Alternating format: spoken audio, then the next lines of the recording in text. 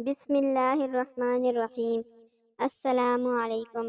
سونے کے آداب۔ مستحب یہ ہے کہ باوضو سوئے اور بسم اللہ پڑھ کر کچھ دیر داہنی کروٹ پر اللہم بسمک اموت و احیا پڑھ کر دانا ہاتھ کو رخسار کے نیچے رکھ کر قبلہ رو سوئے، پھر اس کے بعد بائیں کروٹ پر سوئے، پیٹ کے بل نہ لیٹے۔ حدیث شریف میں ہے کہ اس طرح لیٹنے کو اللہ تعالیٰ پسند نہیں فرماتا، اور پاؤں پر پاؤں رکھ کر چت لیٹنا منع ہے جبکہ تہبند پہنے ہوئے ہو، کیونکہ اس صورت میں ستر کھل جانے کا اندیشہ ہے۔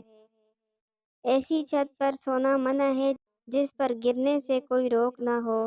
لڑکا جب 10 برس کا ہو جائے تو اپنی ماں یا بہن وغیرہ کے ساتھ نہ سلایا جائے، بلکہ اتنی عمر کا لڑکا لڑکوں اور مردوں کے ساتھ بھی نہ سوئے۔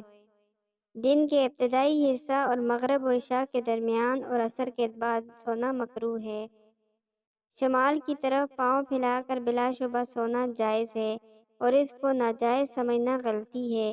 مغرب کی طرف پاؤں کر کے سونا یقیناً ناجائز ہے کہ اس میں قبلہ کی بے ادبی ہے۔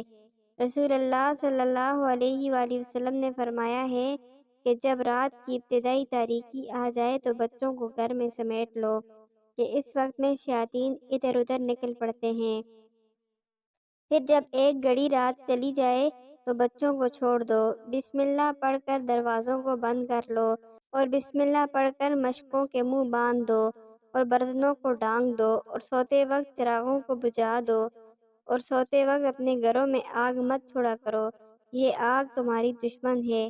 جب سویا کرو تو اس کو بجھا دیا کرو۔ رات میں جب کتوں کے بھونکنے اور گدھوں کے بولنے کی آوازیں سنو تو اعوذ باللہ من الشیطان الرجیم پڑھو۔ رات میں کوئی ڈراؤنا خواب نظر آئے تو بائیں طرف 3 بار تھوکنا چاہیے اور 3 بار اعوذ باللہ من الشیطان الرجیم پڑھ کر اور کروٹ بدل کر سونا چاہیے، اور کسی سے بھی اس خواب کا ذکر نہ کرنا چاہیے۔ انشاءاللہ تعالی اس خواب سے کوئی نقصان نہیں پہنچے گا۔ اپنی طرف سے جھوٹا خواب گھڑ کر لوگوں سے بیان کرنا حرام اور بڑا گناہ ہے۔ سونے سے پہلے بستر کو جھاڑ لینا سنت ہے۔ جب سو کر اٹھے تب یہ دعا پڑھے اور بستر سے اٹھ جائے: الحمدللہ الذی احیانا بعدما اماتنا والیہ النشور۔